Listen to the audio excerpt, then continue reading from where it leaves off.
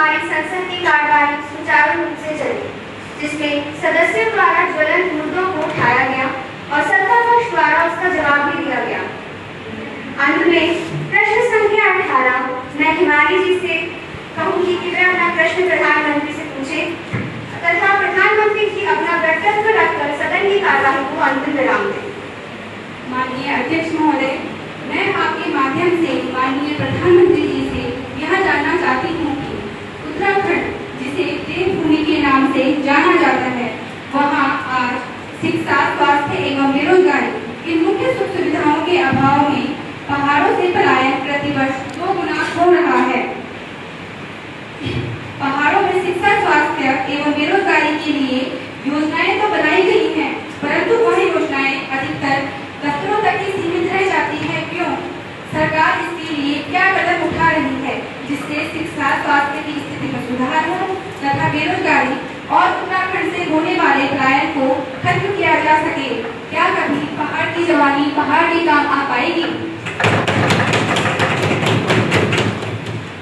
आदरणीय सभापति महोदया जी, मेरे साथी सदस्य ने जो प्रश्न पूछा है वह उत्तराखंड के लिए नहीं अपितु संपूर्ण देश की रक्षा के विषय में एक चिंताजनक विषय बनता जा रहा है।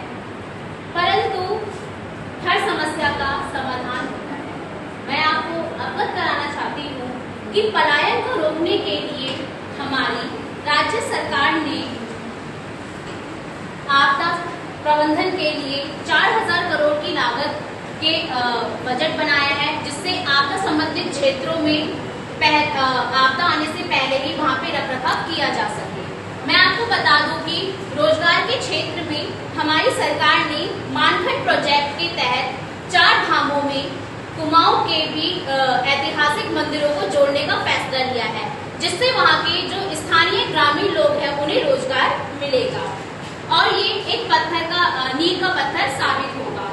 अब मैं आपको बताना चाहती हूँ कि पहले की सरकार सीमाओं पर रेल और सड़कें बनाने में कतराती थी, क्योंकि उन्हें लगता था कि जो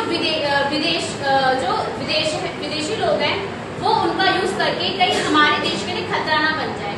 तो मैं आपको बताना चाहती हूँ कि ना हम डरते हैं और ना ही हम किसी को डराते हैं, और इसी के साथ हमारी सरकार अब सीमावर्ती क्षेत्रों पर भी रेलवे और सड़क योजनाओं के तहत वहाँ पे ये सब बना रही है, ताकि वहाँ पर जो सीमावर्ती क्षेत्र में रहने वाले लोग हैं वो वहाँ पे उनको रोजगार वगैरह मिले और वहाँ से पलायन रुक सके, जिससे क्या होगा कि जो सीमावर्ती क्षेत्र में हमें जो खतरा बना रहता था वो संकट भी दूर हो जाएगा।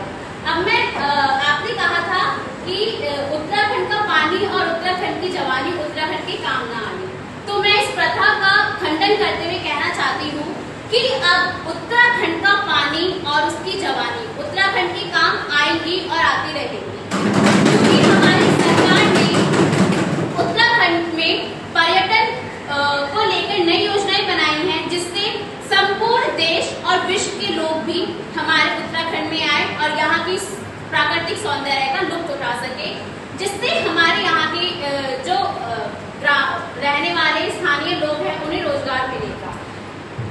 अब रोजगार को दूर करने के लिए सरकार ने और भी योजनाएं चलाई हैं, जिनमें होम स्टे, मुख्यमंत्री स्वरोजगार योजना, मुख्यमंत्री पलायन रोकथाम योजना, मनरेगा, इको टूरिज्म, राष्ट्रीय कैरियर सेवा परियोजना और पीएम रोजगार प्रोत्साहन परियोजना। अब मैं आपको बता दूं वैसे कि जब हमारी सरकार जब हम उत्तराखंड में हमारी सरकार आई तभी आप ये मुद्दा क्यों लेकर, इससे पहले भी तो आपकी सरकारें थी, तब आपने इस पलायन के खिलाफ क्यों नहीं आवाज उठाया? क्या आप बता सकती हैं? और अगर मैं आपको बता दूं तो जब हमारी सरकार 2017 में यहाँ बनी, तब सबसे पहले ही हमने उत्तराखंड पलायन आयोग का गठन किया, जिसके तहत हमने पलायन को रोकने के लिए कई नियम और कानून वगैरह बनाए। अब मैं आपको बता दूं कि शिक्षा के क्षेत्र में भी हमारी सरकार ने कई योजनाएं और कई काम किए हैं, जिसमें नई शिक्षा नीति के तहत आंगनबाड़ी और सरकारी स्कूलों में बाल वाटिका कक्षाएं चलाई जाएगी, जिसमें प्राइमरी स्कूल से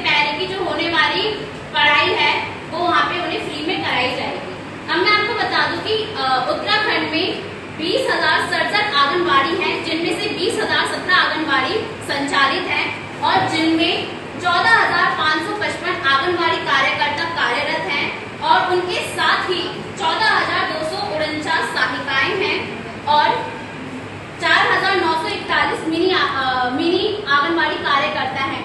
और तब भी आप कह रहे हैं कि उत्तराखंड में रोजगार नहीं दे रहे। इससे पता चलता है साफ साफ कि महिलाओं को भी उत्तराखंड में रोजगार दिया जा रहा है। अब शिक्षा की बात करें, उच्च शिक्षा के लिए, तो हमारी सरकार ने 300 करोड़ का बजट पारित करा है, जो उच्च शिक्षा की जो कॉलेज वगैरह है उनकी मरम्मत करने के लिए, वहाँ पे नई कक्षाएं, लाइब्रेरी वगैरह बनाने के लिए। स्वास्थ्य के क्षेत्र में अगर देखा जाए तो हमारी सरकार ने 4 योजनाएं लेकर आई हैं। आपकी सरकार लेकर आई थी? पता नहीं।